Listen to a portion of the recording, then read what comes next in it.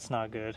All right, so clearly this tire is flat, and that really sucks if you have no way of pumping it up. Now hopefully you carry some kind of patch kit in your vehicle so you can patch it up and then be able to pump it back up, because most likely the reason it's this flat is that there is a puncture in the tire. This thing is tiny, but is it mighty? Now this is what we're going to find out. But before we do that, let's go through the features of this device. We have power button, we have positive pressure and negative pressure, and a light button. The light is right here on top. We'll show you that here in a second. And then a mode switch button. So let's go ahead and power it on.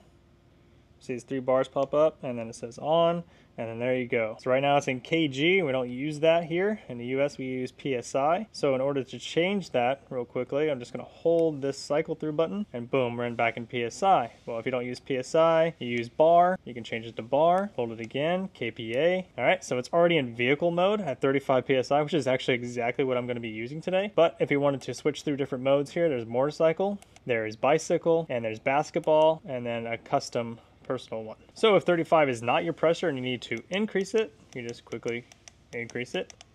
So we're gonna go back down to 35 because that's where we wanted it at. Got a nice solid clicky sound to it, kind of like that. Now let's check out this flashlight that's on top here. So you can turn that on, you have a regular flashlight. You can cycle it through. Now it's SOS. And then you got a red light that flashes SOS as well.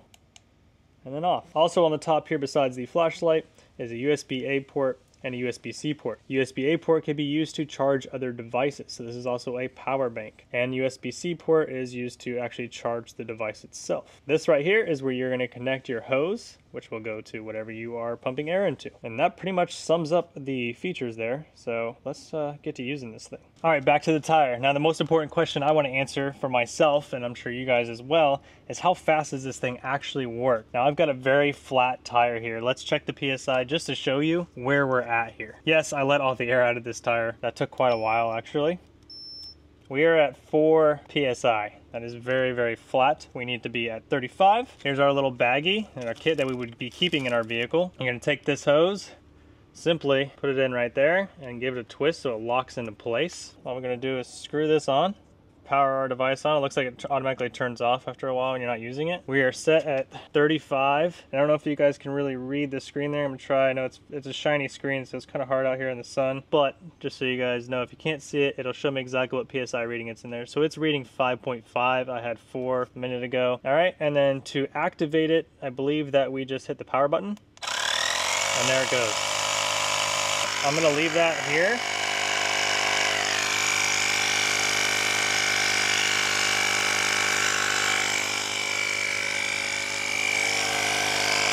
Let's see how long that takes.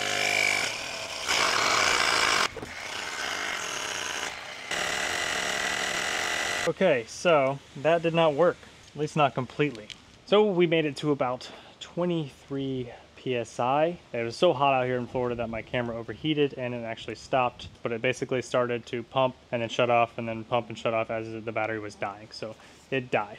I made a mistake. This was not fully charged out of the box. It also tells you to fully charge it before you use it, which makes a lot more sense. I got confused because I saw the battery level flat. It was orange, but I thought it shows like a full battery bar. So I thought that meant it was charged. It's totally my fault. Not fully charged is now. Took over an hour to get fully charged. So I'm thinking that it probably would have pulled the job off on that tire to completely finish it. So what we're gonna do now is test it out on a bike. Now this channel is leaning more towards a mountain bike channel, and mountain biking is something I'm really passionate about. And I wouldn't mind having this as like a backup in case I forgot my pump, got to the trails and noticed I'm low on air. So this tire is completely flat. So I let all the air out of this tire. And I usually run 25 PSI in the rear. So that's what we're gonna do. We're gonna turn this on and pump it up to 25 PSI and see how long that takes for this. And when we're done with this, we're going to shoot over back to the car and see if it will complete the job on this full charge for this and that. So last time before, it was on half a charge, probably on the lower end of half a charge, and it did it to 23 PSI. So we'll see what happens. Comes with a nice press to valve adapter here. So I'll just put that on, turn it on. So now it shows the battery life on here. I do not recall seeing that before. Was that there before? because I was going to mention that it should have some kind of battery level indicator on there, and it does have something. A percentage would probably be nicer to show you an actual percentage of battery life, but it's there now. It's green, which it wasn't there before. And we're going to switch over to bike, and don't get confused between the motorcycle and the bicycle. They're different. And we're going to lower down here to 25, and sounds a lot stronger now too.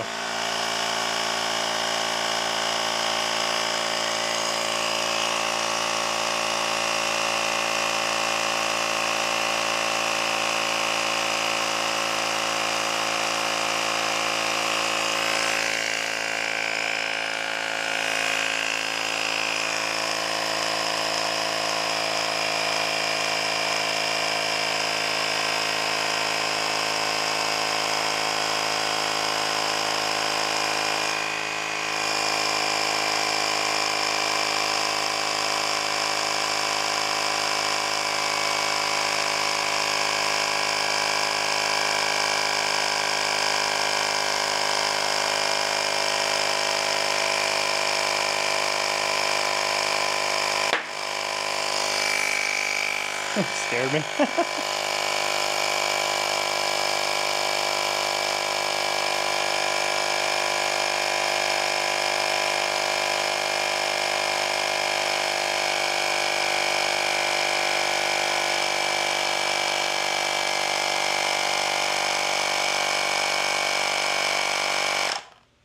And we're done. So set at 25 psi, cut off at 25 psi. I forgot that I had pulled the bead off so it would pop like that, and yeah, kind of spooked me a little bit. But yeah, now my mountain bike tire is ready to go. So what I noticed is from what we were doing before is that went a lot faster. Still showing me a green battery indicator after all that. And we're gonna go back over to the car and see how it does there. But that being said, I think this is a nice thing to have in your vehicle so far just for mountain biking.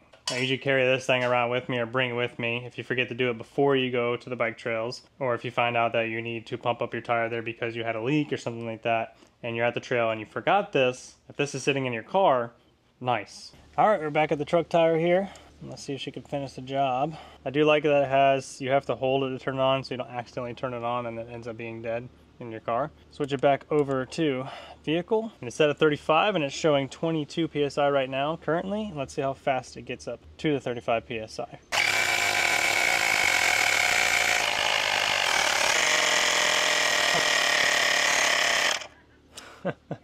Cut off again at 34.5. Well, now it says 35.5. That's interesting.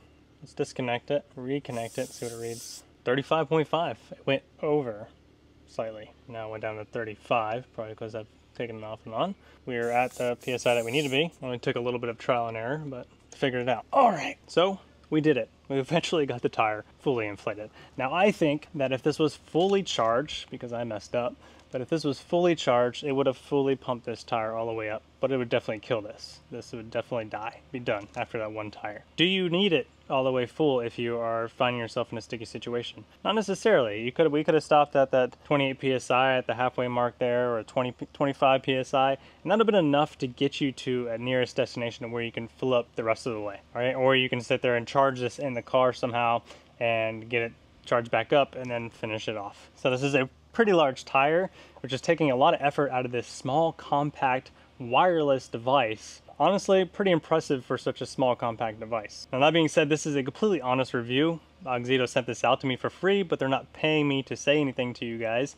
It is all my honest opinion on this product. And I like it, and I think it's pretty cool. And for me, such as a mountain biking enthusiast here, I think this would be a nice backup for me in case I forget my mountain bike pump. And also nice to have a little bit of comfort in mind, peace in mind, that if you do need a little bit of an air pump for a tire, deflated tire, then there you go. Most modern cars these days are going to let you know when that PSI is getting low, and if it starts to get pretty low, you might be able to pull over, plug your tire, and get this up there before it gets way down below. I mean, we started this thing at 4 psi. So if you're interested in one, there's a link down below in the description. If you use that link, it is affiliated. It does help me out a little bit, but you can also use code WONDER15 at checkout for 15% off your order, so I can help you out a little bit too. Let me know what you guys think down below in the comment section, and I'll see you guys in the next one. Peace.